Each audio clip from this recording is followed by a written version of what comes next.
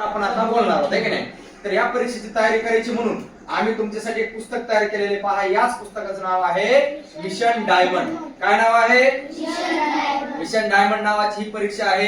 ही परीक्षा आपली वर्ग पहिली ते 8वी पर्यंतच्या वर्गासाठी होणार आहे आणि आपल्या परभणी जिल्ह्यासाठी होणार आहे. आपल्या परभणी एकाच जिल्ह्यासाठी आपली परीक्षा होणार आहे. तर त्यासाठी आपल्याला एक पुस्तक दिले. आता या पुस्तकात महत्त्वाचे विषय दिलेले तुम्हाला. हे कोणते दिलेले? जे आपल्याला सर्रास तुमच्या आयुष्यभर तुम्हाला उपयोगात येणार. कोणत्याही स्पर्धा परीक्षेला जा ज्याच्यात आपल्याला महत्त्वाचे काही प्रश्न विचारण्यात येतात म्हणजे येतात ते म्हणजे आहे याच्यामध्ये तुम्हाला आहे सामान्य ज्ञान, ज्याला आपण जनरल नॉलेज म्हणतो. परंतु असं सामान्य ज्ञान दिलेलं आहे की आपण कुठलीही परीक्षा द्यायला गेलो तरी आपल्याला या पुस्तकातले 30 प्रश्न कमीत कमी विचारण्यात येणार म्हणजे येणारच आहे. असं महत्त्वाचं सामान्य ज्ञान दिलेलं आहे. दुसरा एक महत्त्वाचा विषय आहे तो आपल्याला सर्रास कोणत्याही स्पर्धा परीक्षेत विचारण्यात येतो म्हणजे येतोच तो आहे बुद्धिमत्ता चाचणी. काय आहे?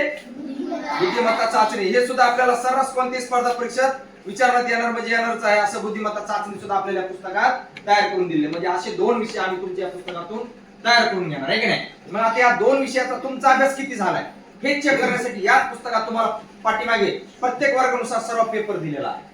त्याच्यात तुम्हाला प्रश्न दिले. दोन्ही प्रश्न आहेत, खाली 4 पर्याय. जे उत्तर बरोबर आहे त्याला तुम्हाला गोल करायचं आहे की नाही. आणि तुम्ही सोडवलेलं उत्तर बरोबर आले का चूक आले हेच पाहण्यासाठी याच पुस्तकात पाठीमागे तुम्हाला आन्सर की सुद्धा दिलेली आहे.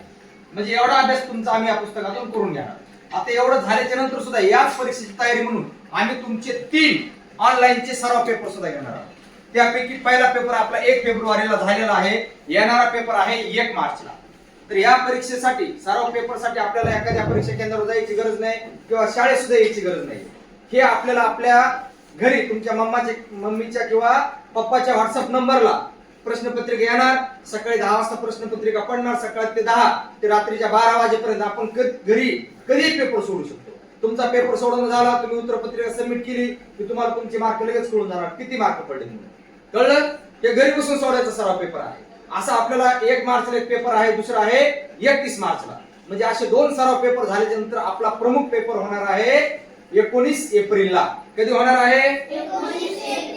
19 एप्रिलला आपला मानवत या ठिकाणी आपली परीक्षा होणार आहे. ही परीक्षा सगळी 150 गुणांची असणार आहे. 150 मार्काची परीक्षा आहे. याच्यामध्ये तुम्हाला 150 मार्कासाठी 75 प्रश्न येणार.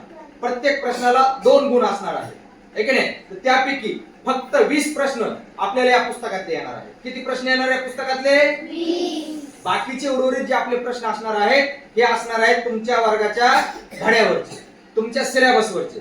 ते पण कोणता सिलेबस? तुमचा द्वितीय सत्राचा.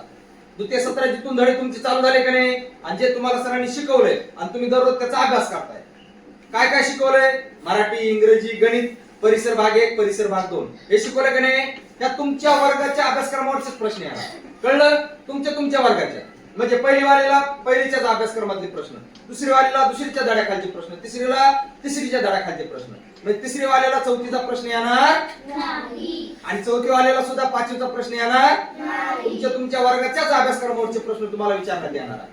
आणि या पुस्तकातले फक्त किती प्रश्न येणार? 20. म्हणजे परीक्षा किती सोपी आपल्याला आहे की नाही. आपल्याला वेगळा अभ्यास करायचा, वेगळं ट्युशन किंवा वेगळा क्लास लावायची गरज आहे का? कारण आपण त्या आपल्या पाठ्यपुस्तकाचा अभ्यास करतच आहोत. फक्त आपल्याला अभ्यास कशाचा करायचा आहे? या पुस्तकाचा. आणि या पुस्तकाचा अभ्यास करायला आपल्याकडे एप्रिल पर्यंत वेळ आहे की नाही.